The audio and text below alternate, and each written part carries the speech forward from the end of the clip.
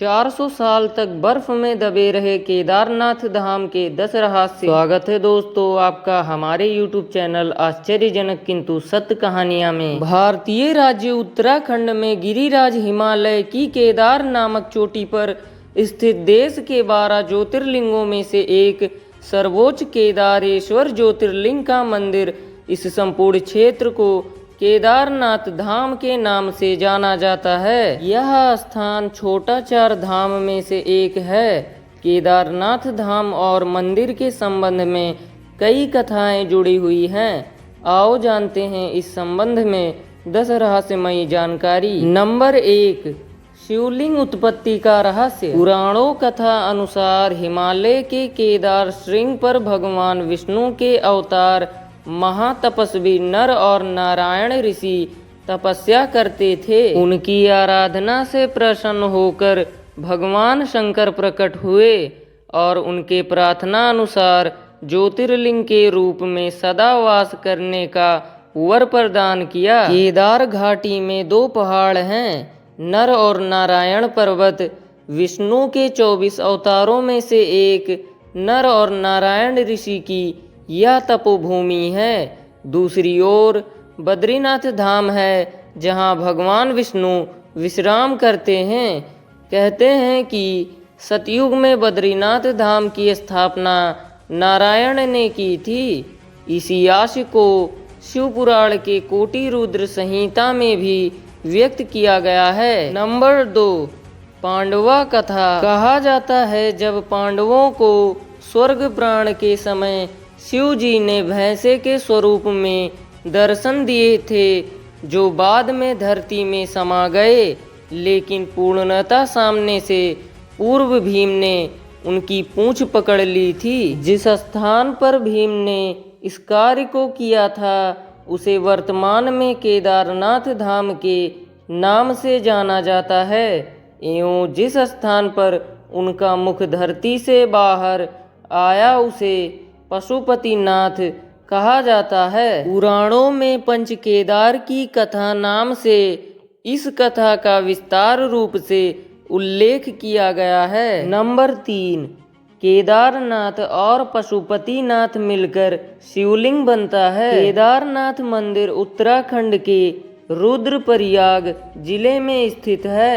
इसे अर्ध ज्योतिर्लिंग कहते हैं। नेपाल के पशुपतिनाथ मंदिर को मिलाकर यह पूर्ण होता है। यहाँ स्थित स्वयंभू शिवलिंग अति प्राचीन है।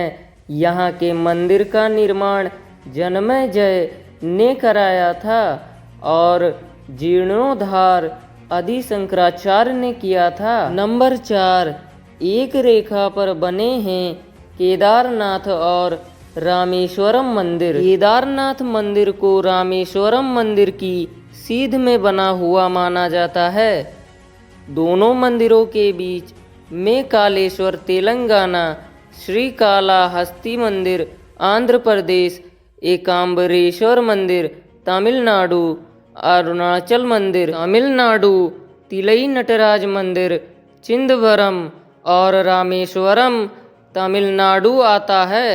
ये शिवलिंग पंचभूतों का प्रतिनिधित्व करते हैं। नंबर 5, 400 वर्षों तक बर्फ में दबा रहा मंदिर। वर्तमान में स्थित केदारेश्वर मंदिर के पीछे सर्वप्रथम पांडवों ने मंदिर बनवाया था, लेकिन वक्त के मार के चलते यह मंदिर लुप्त हो गया। 8वीं शताब्दी में आदि शंकराचार्य ने एक नए मंदिर का निर्माण कराया जो 400 वर्ष तक बर्फ में दबा रहा।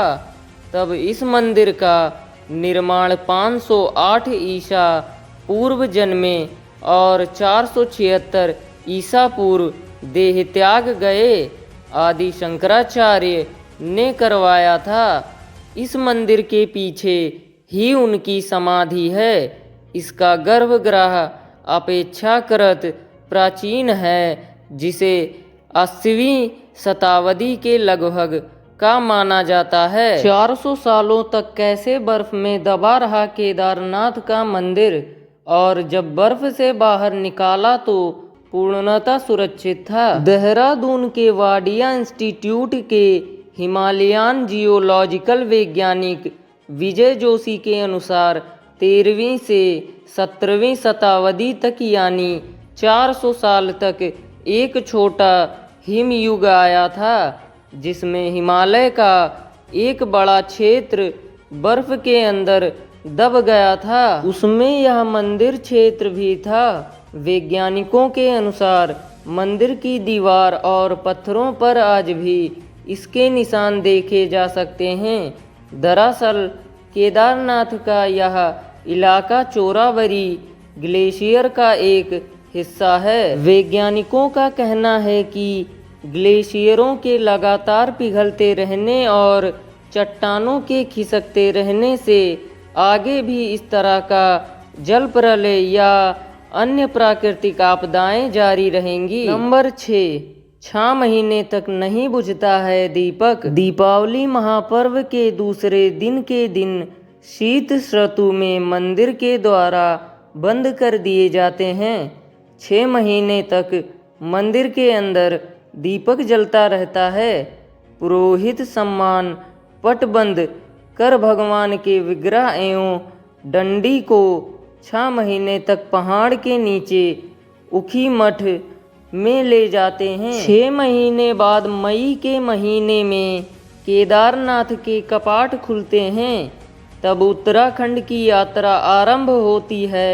6 महीने मंदिर और उसके आसपास कोई नहीं रहता है, लेकिन आश्चर्य की बात है कि 6 महीने तक दीपक भी जलता रहता और निरंतर पूजा भी होती रहती है।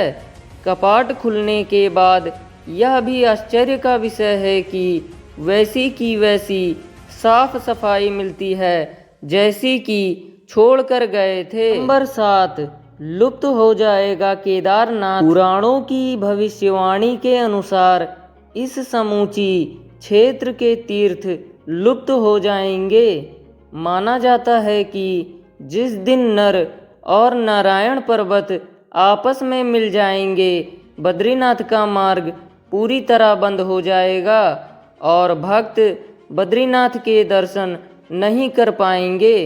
पुराणों के अनुसार वर्तमान बद्रीनाथ धाम और केदारेश्वर धाम लुप्त हो जाएंगे और वर्षों बाद भविष्य में भविष्य बद्री नामक नए तीर्थ का उद्गम होगा। नंबर 8 तूफान और बाढ़ में भी रहता है सुरक्षित। 16 जून 2013 की रात प्रकृति ने कहर बरपाया।